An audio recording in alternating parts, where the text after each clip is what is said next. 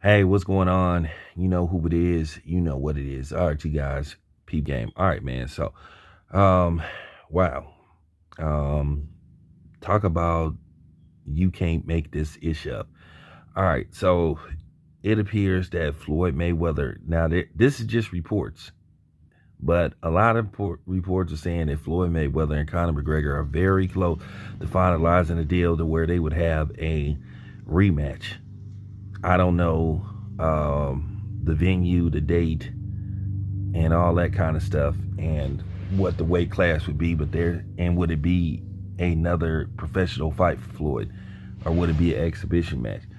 But this is what they saying, that both of these men could walk away with a lot of money. But I'm just gonna say this much, and I'm just gonna keep it a buck, and it's just time for me to just keep it real. Um, if that fight happens and it comes to fruition, you can count me out. I will not cover that fight. The same way I didn't cover Floyd versus Logan Paul, where I gave that fight next to no coverage. I'm not going to cover this fight. And that's just real talk. At the end of the day, you just pick the timing, and it just appears that sometimes Floyd likes to occupy and bring attention to himself. At the end of the day, yes, he's a retired fighter, but then sometimes it just comes across as he makes it about him, and he needs for people to talk about him.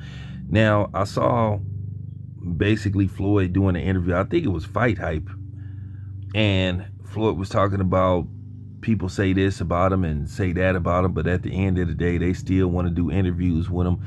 Well, I'll say this much, and this is a direct response to Floyd Mayweather. Floyd, I don't care if you ever do an interview with me or not. If I see you at an event, I am not going to go out of my way to try to ask you a question, because at this point, I don't need you, and I'm just keeping it a buck.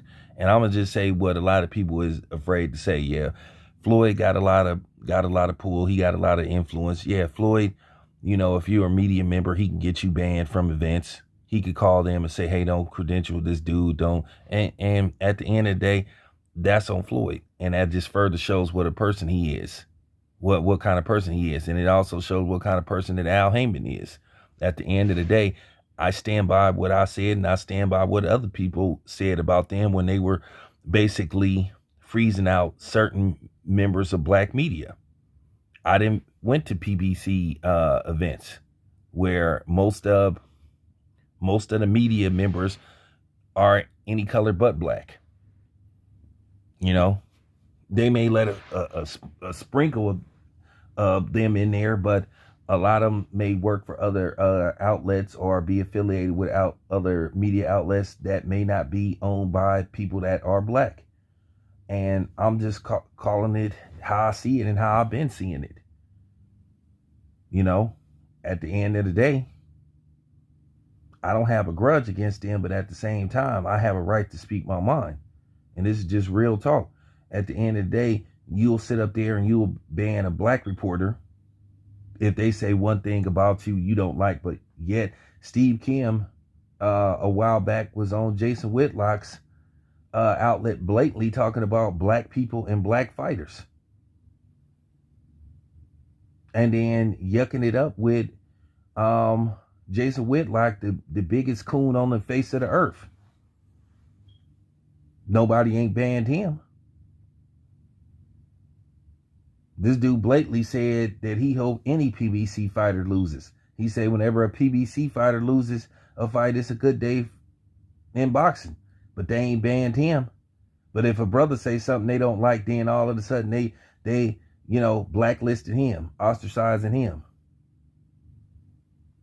So I gotta speak my mind and I gotta walk a thin line, but Steve Kim can say whatever the fuck he wanna say.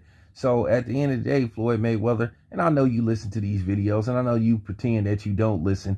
I don't need to do an interview with you. If you're going to sit up there and ban me because I'm speaking my mind, then okay, it shows you don't got the thick skin that you pretend to have.